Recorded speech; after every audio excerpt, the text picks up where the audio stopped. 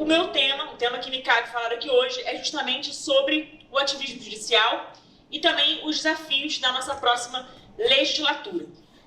Mas, pensando no ativismo judicial, eu queria mostrar aqui, no pouco tempo que nos cabe apresentar esse simples conteúdo, apesar da sua profundidade do tema, eu gostaria de fazer uma análise de como que o ativismo judicial ele está a serviço da cultura da morte.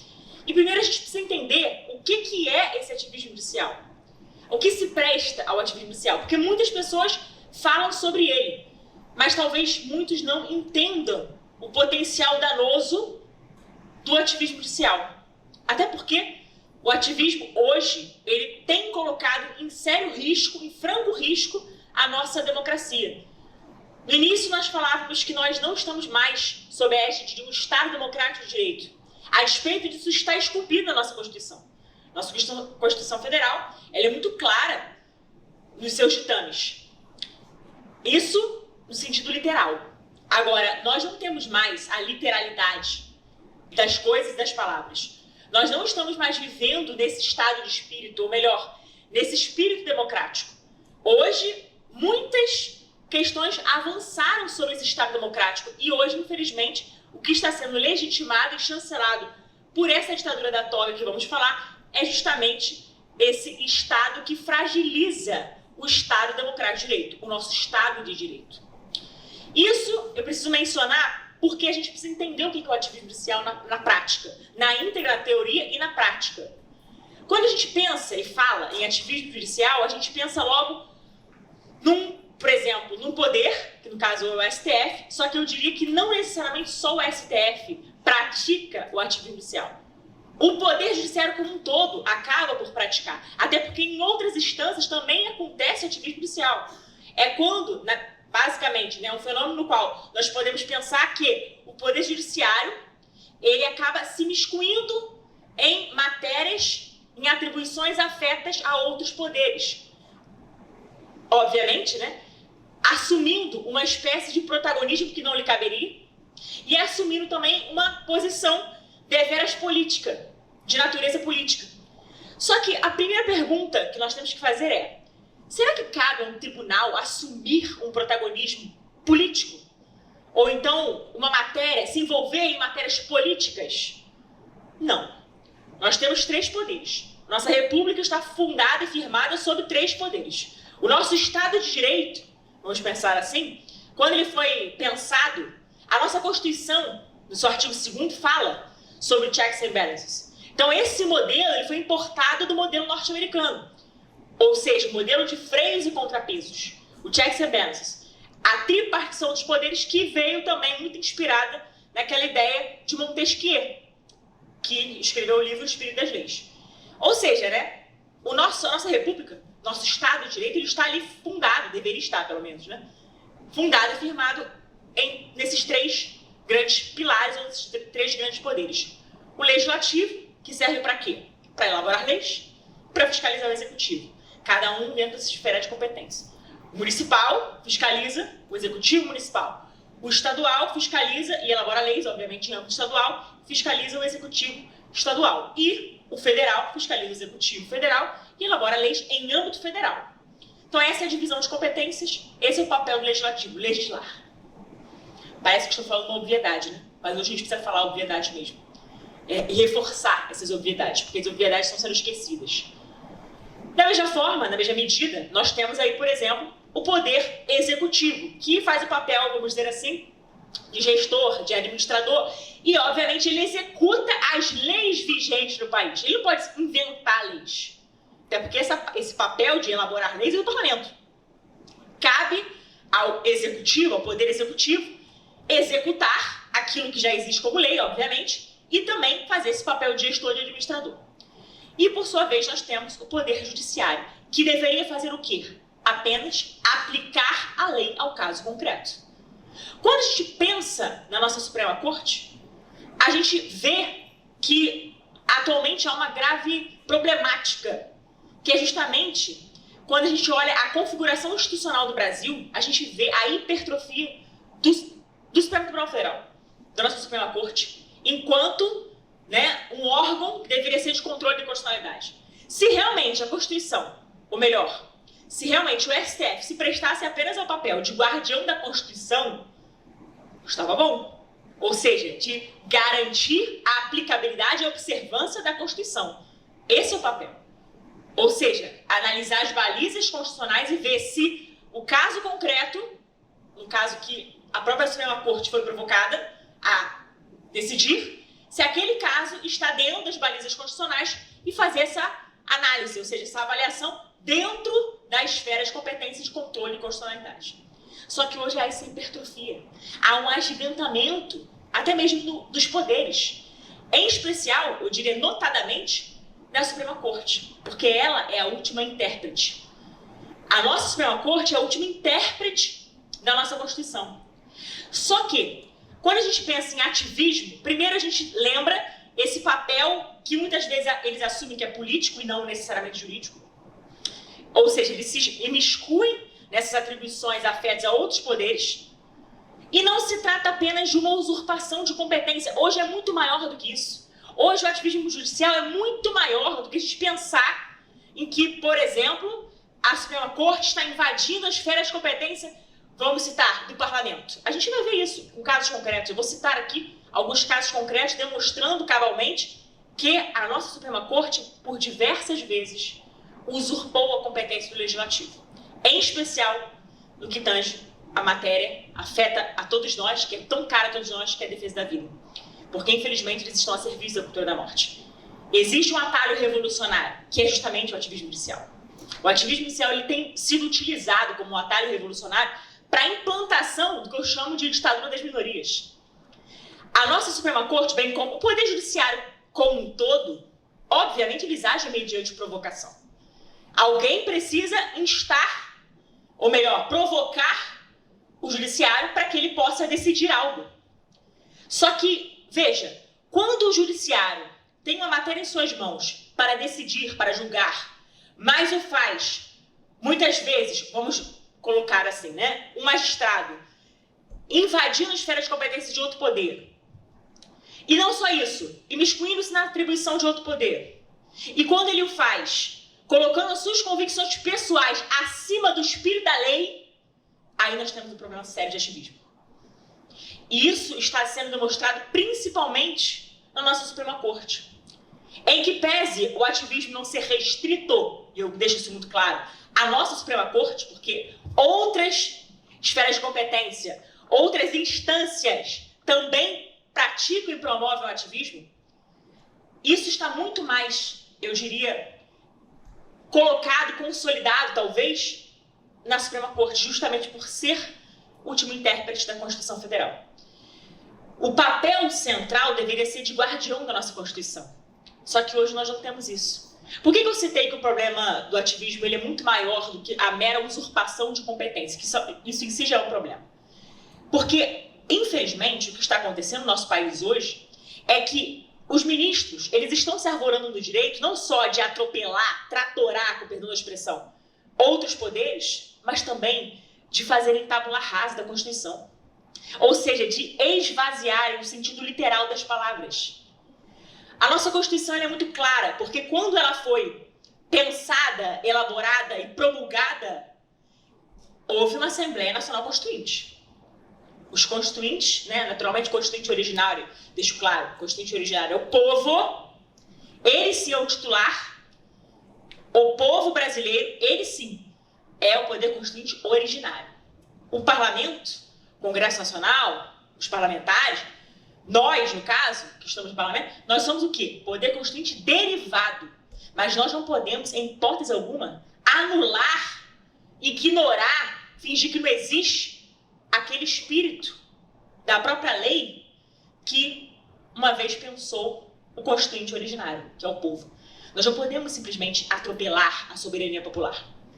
A nossa Constituição Federal, no seu artigo 1º, parágrafo único, ela fala de um princípio, soberania popular. Todo poder emana do povo. Nós sabemos que o poder emana de Deus. Nós sabemos. A nossa Constituição fala que todo poder emana do povo. Em que sentido? No sentido de mostrar que o povo é o titular. E também no sentido de demonstrar que o povo, ele sim, detém esse poder né? E por isso que a Constituição ela foi nessa toada de respeitar, e deveria ser assim mesmo sempre, respeitar o que pensa a maioria da população. Se nós vivemos, em tese, num Estado democrático, o que pressupõe a democracia? A vontade prevalente da maioria. Não é verdade? Isso pressupõe a democracia. O que não pode acontecer, em hipótese alguma, é uma minoria barulhenta simplesmente se colocar no lugar de uma maioria ainda que silenciosa. Infelizmente, isso está acontecendo. Por isso que eu citei que é uma ditadura das minorias. Porque a maioria ela está sendo calada. A maioria ela está sendo amordaçada. Agora está havendo uma reação da maioria. O povo é majoritariamente pró-vida, por exemplo. Se nós fizermos uma análise estatística, uma comparação aí, o que a gente vai chegar à conclusão? Se a gente começar a perguntar na rua, ô amigo, você é contra ou a favor do aborto? Posso garantir que aí 80% da população vai se dizer contra o aborto. Se bobear até mais. 80% da população é contra o aborto. Eu sei que vão ter pessoas que vão dizer assim, eu sou contra o aborto, mas no caso assim, a depender da circunstância, existe infelizmente um relativismo moral também incutido. Isso também tem a ver com o desmonte do próprio princípio. Agora, em linhas gerais, o povo brasileiro é majoritariamente contra o aborto, ou seja, majoritariamente pró-vida. Agora, por que a cultura da morte está avançando a passos largos? Usando como gatilho o ativismo judicial. É estranho. Por que a gente tem diversas ações tramitaram e algumas tramitando ainda na nossa Suprema Corte, que chancelam justamente o atentado ao direito natural mais caro, que é a vida. A vida, falar sobre isso não é uma questão, ou melhor, ser contra o aborto não é uma questão religiosa. Tem gente que acha, não, você fala isso porque você é católica. Não, mesmo um ateu. O ateu, ele é totalmente capaz de ser contra o aborto e de ser a favor da vida por uma razão muito simples, porque é uma questão racional. Por isso que eu digo, se nós trouxermos essa discussão toda para o eixo da racionalidade, eu posso garantir que o edifício abortista não se sustenta. Não se sustenta em hipótese alguma. Eles podem ter argumentos sentimentalistas, mas nunca terão argumento de base racional que justifique o aborto. Não há. Posso garantir que não há. Porque é uma verdade objetiva. A gente está falando de um direito natural. A gente não está falando de uma questão bioética apenas. Tangencia questões bioéticas, mas nós não estamos falando de uma matéria eminentemente, ou seja, que seja restrita à bioética. A gente está falando de algo muito além, muito maior do que a própria bioética. Uma questão que é principiológica também, claro que é, mas é direito natural, ou seja, está inscrito na natureza humana. Por exemplo, se nós não tivéssemos codificado no nosso Código Penal, ou seja, não tivesse positivado que o homicídio é um crime, será que nós, pelo nosso intelecto, pela nossa razão natural, teríamos condições de chegar a essa conclusão? Não, realmente. Homicídio, ou seja, matar um semelhante, ceifar uma vida, atentar contra alguém, isso é um crime, isso é um pecado, isso é um mal em si mesmo. Será que nós teríamos condições racionais de chegar a esta conclusão se não tivesse escrito em lugar algum? Com toda certeza sim, independente da cultura, da sociedade. Com toda certeza sim, porque isso é uma coisa inerente à natureza humana. Então, matar um semelhante, tirar-lhe a vida, ceifar-lhe a vida, isso é um atentado ao direito natural basilar, mais basilar, que é a vida, sem o qual sequer a gente pode pensar em outros direitos. Eu sempre digo isso. O primeiro é a vida, porque dele decorrem os demais direitos. Da vida vai decorrer todos os demais, né, direitos. E também deveres, por que não dizer? Agora, a vida é um direito natural, fundamental. Nós não deveríamos estar aqui discutindo sobre o valor da vida humana, porque deveria ser algo tão óbvio que poderia ser um imperativo, né? Olha, isso aqui é indiscutível mesmo, porque é tão óbvio, é tão, obviamente, tão racional, né? Que não precisaria estar sendo discutido. Nunca que a gente deveria estar discutindo, peraí, matar um bebê no ventre da sua mãe, isso pode ou não pode? Gente, isso é o cenário mais hediondo que eu poderia imaginar. um dia alguém discutir isso. Se matar um semelhante é um crime, o homicídio, por exemplo, é um crime. Está tipificado no Código Penal, porque o Código Penal, nesse sentido, ele está conduzindo, ou melhor, ele está ali confirmando aquilo que é óbvio. Está escrito na natureza humana, matar um semelhante é um crime e é um pecado, óbvio, é um mal. Porque é intrínseco só para a natureza, é intrinsecamente mal. O aborto é o quê? É um assassinato também, só difere o momento da execução. Um é um homicídio intrauterino, dentro do ventre da sua mãe. O outro é um homicídio extrauterino, ambos homicídios. Se existe uma evidência científica e uma realidade biológica que atesta que a vida começa na concepção, não é nem a igreja que diz. A ciência vai atestar isso. Por isso que eu disse, é muito além da questão religiosa. É uma questão racional que qualquer um é capaz de chegar a essa conclusão. Se estiver bem intencionado, é claro. Se for intelectualmente honesto. Porque também tem aqueles desonestos intelectualmente que vão achar qualquer tipo de matéria para discutir e, obviamente, discordar, sendo que muitas vezes é o jus esperneante, né? O jus esperneante apenas para poder contrapor e contestar. É a contestação pela contestação sem base racional nenhuma, que é o que mais acontece hoje, infelizmente. E é o que vem legitimando essa tal da ditadura do pensamento único. Se você pensa diferente de mim, você não pode falar. Você tem que ser silenciado forçosamente ou forçadamente. Se você pensa diferente de mim, então você merece o quê? A prisão. Você merece voltar para as catacumbas. Eu até, outro dia, subi na tribuna e falei isso. Querem o quê? De levar para as masmorras? Eu fiz obviamente, uma metáfora. Mas é isso. Que democracia é essa? Que você não pode pensar diferente? Democracia pressupõe a pluralidade, inclusive, de ideias. Você conviver com o antagonismo. E quem é o poder que mais expressa isso? É justamente o Parlamento brasileiro. Dentro do Parlamento existe um antagonismo. Está no DNA do Parlamento brasileiro esse antagonismo de ideias. Até porque, se lá é a expressão da democracia, ou deveria ser, lá estão os legítimos representantes eleitos pelo povo, então é justamente lá que deve se dar toda a arena de debate. As discussões de matérias tão fundamentais, tão caras à sociedade, isso está onde? Qual poder cabe a isso? Esse tipo de competência e também para discutir esse tipo de temática? É o parlamento. Não pode ser o poder judiciário, por exemplo. O poder judiciário, como dissemos há pouco, tem papel de aplicar a lei ao caso concreto, não de inventar a lei. E não de manipular a lei. E não de perverter o sentido literal. Ou esvaziar o sentido literal das palavras e fazer, por exemplo, da Constituição tábula rasa. E é o que nós estamos assistindo hoje. E aí eu vou focar, sim, na nossa Suprema Corte, do ponto de vista didático e acadêmico, por uma razão simples. Porque a nossa Suprema Corte, infelizmente, é quem está mais colocando em risco a nossa democracia. E por quê? Por que a nossa democracia está tão fragilizada? Por que o nosso Estado de Direito ele praticamente foi solapado? Praticamente não, ele está sendo mesmo solapado. Por que o nosso Estado de Direito ele está em ruínas? Por quê? Está arruinado. Porque, infelizmente, existe uma elite tecnocrática que está mandando no país. E essa elite não foi eleita. Quando a gente fala um grupo de burocratas, ou então, por exemplo, quando a gente pensa em 11 ministros que não foram eleitos, eles foram indicados politicamente, mas eles não foram eleitos, a gente já está vendo um grande problema. E por isso que eu citei, no início dessa breve exposição, da hipertrofia do judiciário, em especial da nossa Suprema Corte, enquanto órgão que deveria ser, por exemplo, ou fazer o controle de constitucionalidade. A configuração institucional do nosso país está sendo repensada. Mas por quem? Por essa elite tecnocrática. Por isso que eu chamo de iluministros.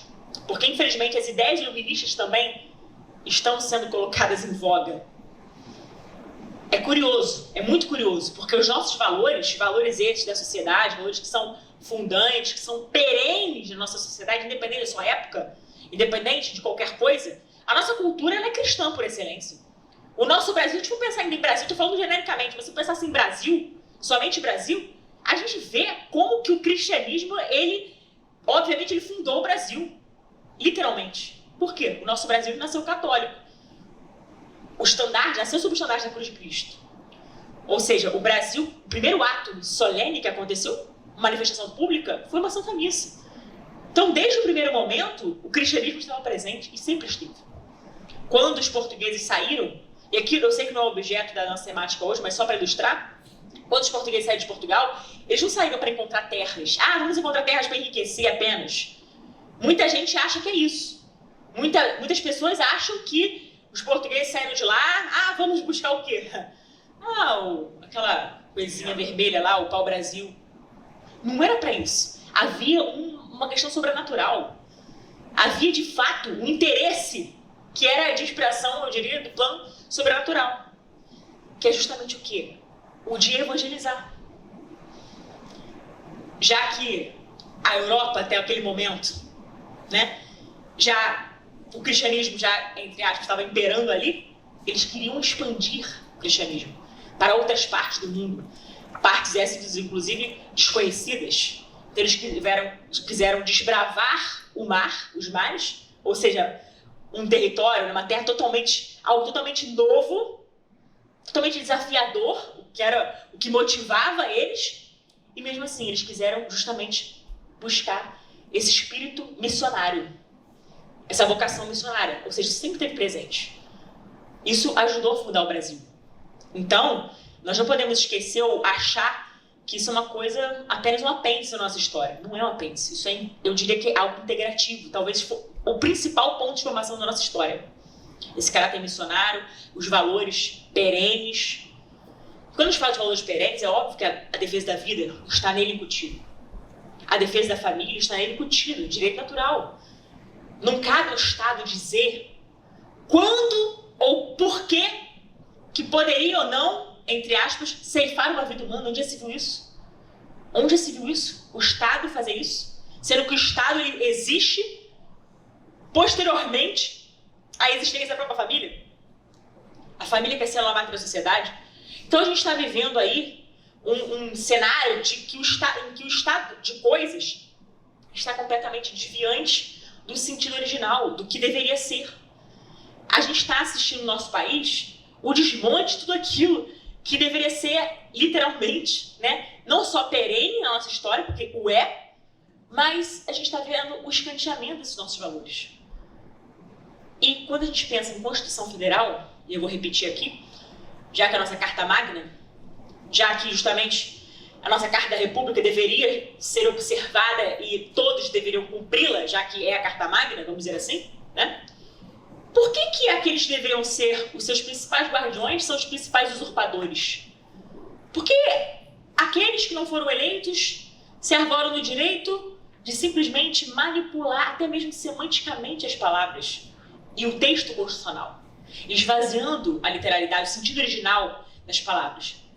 E para esclarecer melhor isso, eu vou rapidamente passar aqui por alguns casos concretos para mostrar como que o ativismo inicial hoje está muito a serviço da cultura da morte e para provar a vocês que é muito maior o ativismo do que a mera usurpação de competência. E tem a ver com isso, com o desmonte do próprio direito. Já que a natureza política está sobreposta àquilo que deveria ser matéria eminentemente jurídica. E aqui eu queria citar algumas ações nas quais, obviamente, a Suprema Corte ela foi provocada, mas para decidir matérias que são afetas justamente ao Parlamento brasileiro. Vocês devem se lembrar da ADI 3510, o número talvez com certeza a muitos escape, mas em linhas gerais, essa ADI, ela permitiu, por assim dizer, que os embriões humanos vivos fossem destruídos. Inclusive, células-tronco, vocês vão lembrar disso. O relator dessa ADI foi justamente... O relator dessa ADI foi justamente o Ministério Brito. E ali foi, eu diria, um marco do que iria se avizinhar, ou seja, do que se avizinharia depois. Ou seja, do que viria depois. Por quê? Porque ali começou um atropelo ao espaço democrático do parlamento. Se a nossa Constituição fala, se a nossa Constituição reza, no seu artigo 5º, que a vida é inviolável, que eu saiba, inviolabilidade não comporta exceções. Que eu saiba, do ponto de vista do português, em português, não precisa de mais nada, de nenhum outro artifício, de nenhuma outra ferramenta. quando a gente vê lá, literalmente, o que significa inviolabilidade, a gente chega à conclusão, peraí, se a vida é inviolável, não importa de quando, vamos dizer assim, né? Ou melhor, não importa se está expresso ou não que é desde a concepção. Quando a vida começa? A ciência atesta biologicamente que é desde a concepção, portanto, é a partir daquele exato momento que a vida se torna inviolável, e ponto. Literalmente e racionalmente falando, é isso. Por que inventam exceções? Por que as exceções começam atentando contra o espírito do que está posto no artigo 5º caput? Inviolabilidade da vida, que é cláusula pétrea. Quem fala que é cláusula pétrea? A própria Constituição. Artigo 60, parágrafo 4º, inciso 4º.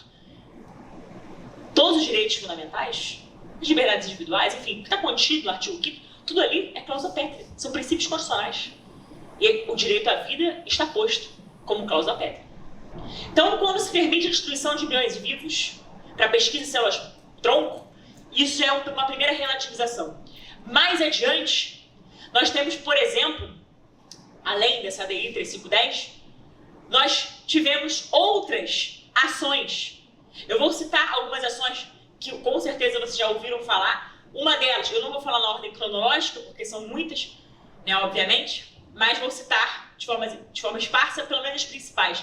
Depois, houve uma provocação da ANADEP, que é a Associação Nacional dos Defensores Públicos, para que se permitisse justamente o que eles chamam, eufemisticamente, de interrupção da gravidez, que na verdade nós sabemos que é assassinato, né? Ou seja, é um eufemismo, o aborto já é um termo eufemístico, porque aborto é assassinato.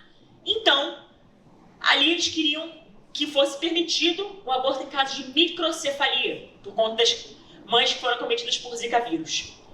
Veja só, com a graça de Deus, e por uma questão meramente técnica, essa ação, essa ADI 551, ela foi, graças a Deus, prejudicada. Ela foi tida como prejudicada por quê? Por uma questão técnica, por ilegitimidade ativa. Portanto, a autora não tinha essa, vamos dizer assim, legitimidade para intentar esse tipo de ação. Por isso que eles simplesmente prejudicaram essa ação.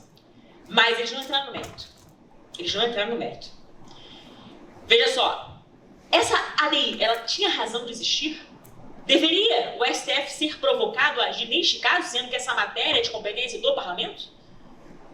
Quem provoca a Suprema Corte nesses termos, nessa intenção, além de buscar relativização da vida humana, em linhas gerais, está atentando contra a Constituição e também duplamente contra a Constituição. Não só ao artigo 5º, mas também, aí eu preciso puxar para mim aqui, no caso não é para mim, né? É para o parlamento, essa competência exclusiva, essa responsabilidade. Porque no artigo 49, inciso 11, a nossa Constituição diz que é competência exclusiva do Congresso Nacional a preservação da sua competência. Então, se o outro poder invade a esfera de competência, qual que é o papel do Congresso Nacional? Reagir, né? Deveria ser esse, reagir. Reagir e agir. Agir e reagir, na verdade. Pois é, então essa ação sequer deveria existir. Graças a Deus, foi derrubada, vamos dizer assim, por conta dessa questão meramente técnica. Agora, uma mais gravosa ainda, que foi provocada na Suprema Corte, é justamente a DPF 442, que visa a legalização do aborto até a 12ª semana de gestação. Quer dizer, um bebê totalmente formado, não importa a idade gestacional não, podia ser 3 semanas, 4 semanas, 10, não importa. Se é vida de desconcepção, a qualquer tempo que se tirar aquela vida, isso é um assassinato, isso é um crime. Ah, mas não precisa estar positivado? Não, não precisa. Porque é contra todo o código moral de qualquer sociedade. Porque, como falamos, é algo intrinsecamente mal. O aborto é intrinsecamente mal, porque ele atenta contra o direito natural mais importante, mais basilar, que é a vida. Então não precisa nem de código para isso, não precisa nem de lei positiva para isso. A lei positiva tem que apenas respeitar a lei eterna, a lei divina. Do contrário, como diz São Tomás, doutor Angélico, é o quê? Corrupção da lei. Hoje a gente está no império da corrupção da lei, ou das corrupções das leis.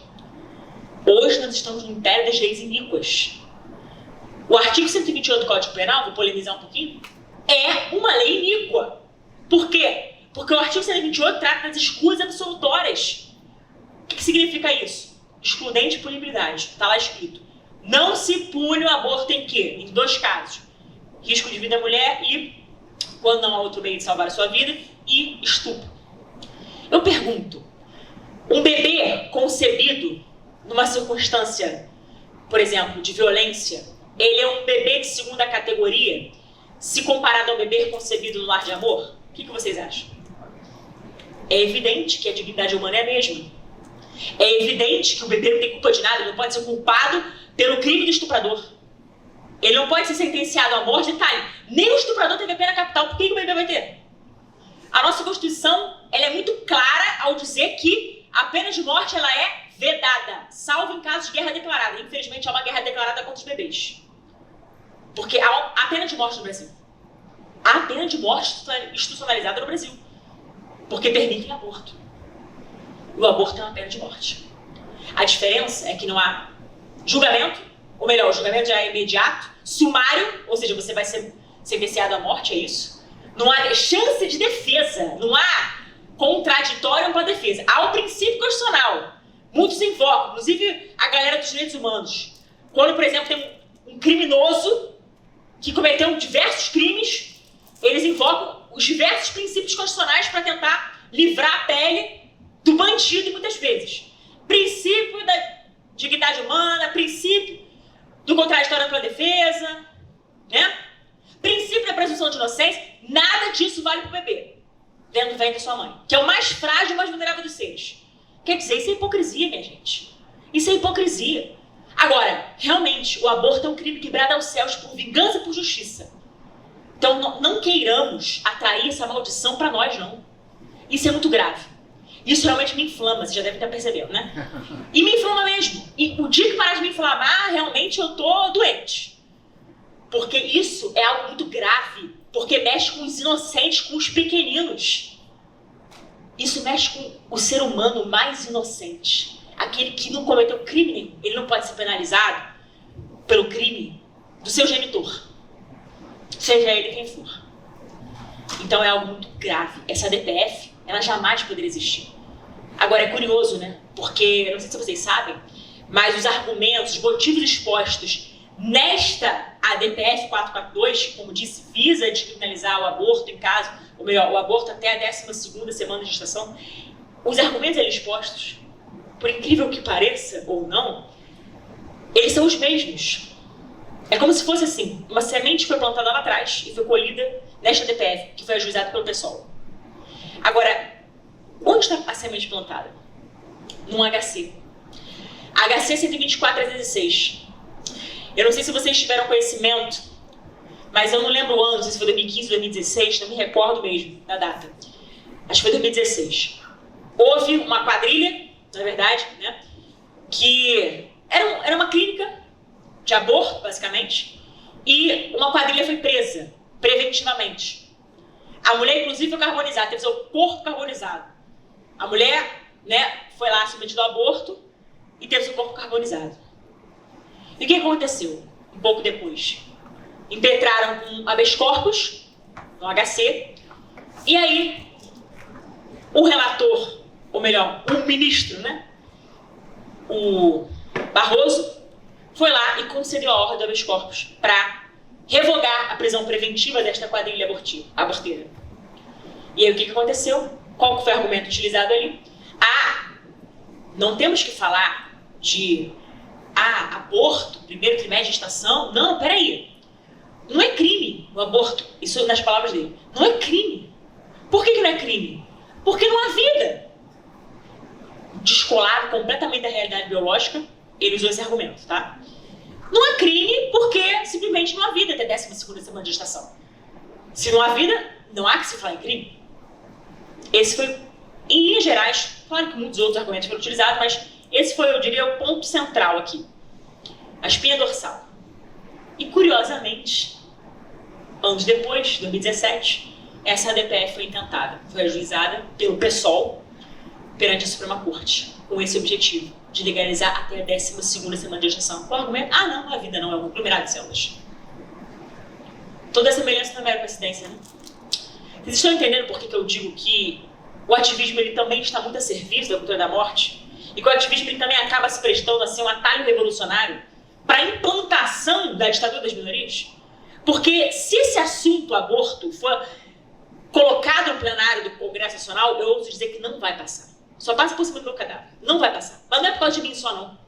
Até porque eu sou uma. A verdade é que, meus amigos, não passa porque o povo brasileiro é majoritariamente contra o aborto. E nós somos legítimos representantes deles, democraticamente pelo povo. Então, o Congresso representa a vontade popular e não é a Suprema Corte, não é o Poder Judiciário, não é nem o Executivo. O Executivo até foi eleito, mas quem representa legitimamente é o Congresso Nacional.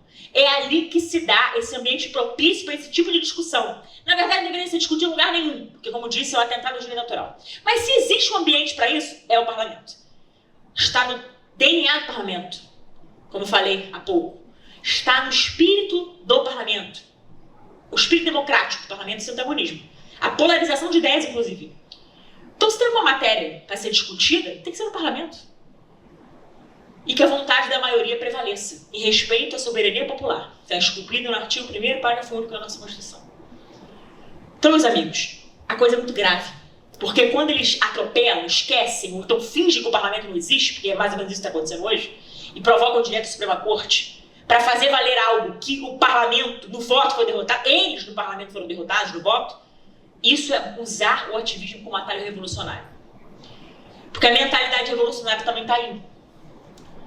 Infelizmente, a gente vive aí, a gente está acompanhando, né, não só o desmonte do direito, mas esse desmonte do direito também está vindo muito com uma revolução que antes era silenciosa, agora é bem escancarada mesmo, que é por meio da linguagem.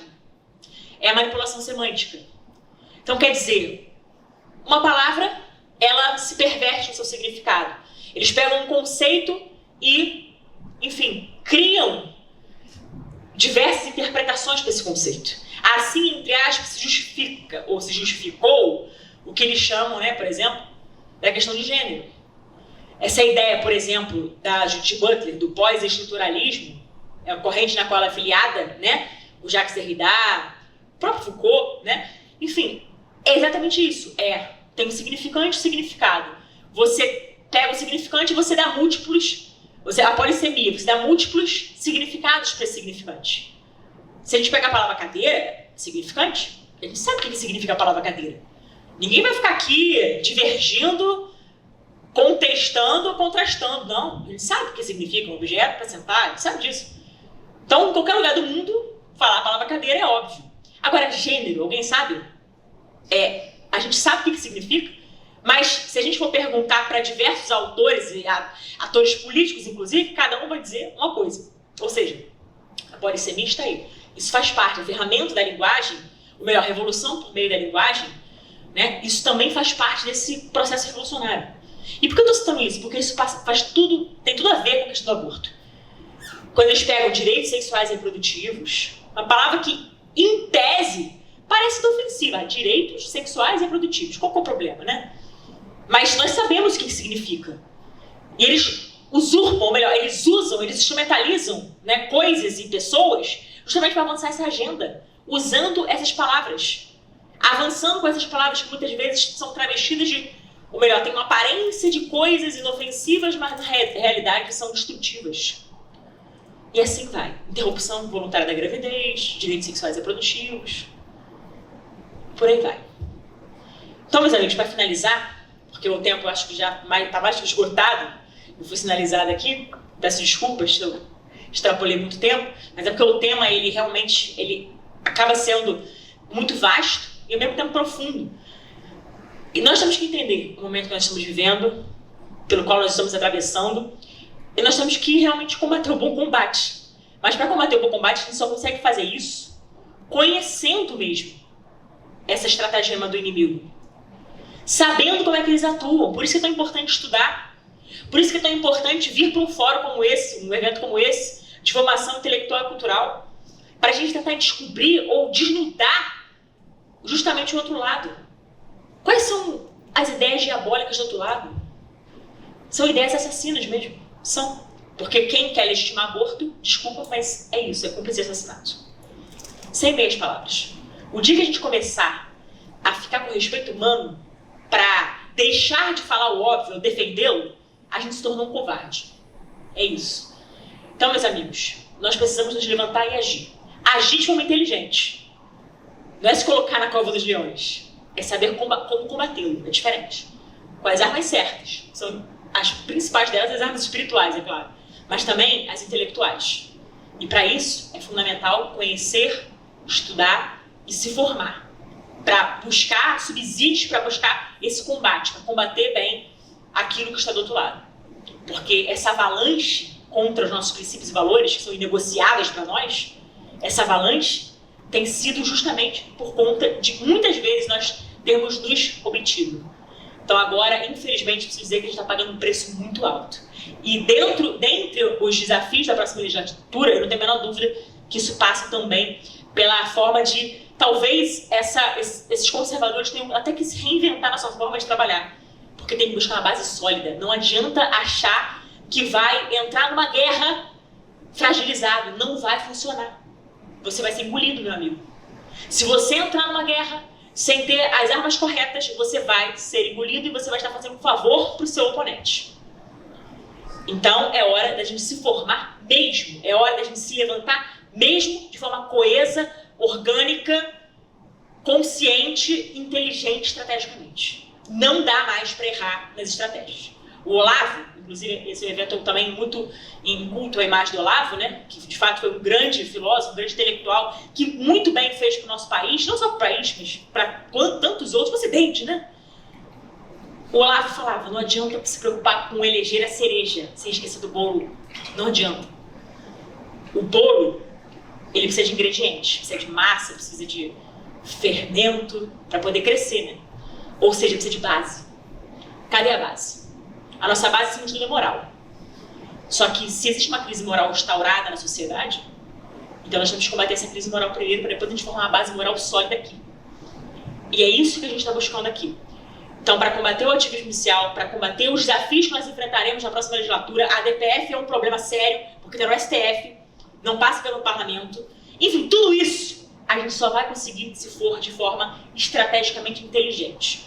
Então, mãos à obra, temos muito trabalho pela frente. Parabéns, Robson, pela iniciativa do evento, parabéns a todos os envolvidos no tema e também não só isso, mas aqueles que realmente estão colocando a mão na massa aí para fazerem realmente esse bolo ser formado, no bom sentido, né, metaforicamente, esse bolo ser formado intelectualmente, realmente, não só intelectualmente, mas ser formado até mesmo na cidadania, para que a gente possa enfrentar todas as batalhas que virão pela frente. Muito obrigada e Deus abençoe a todos.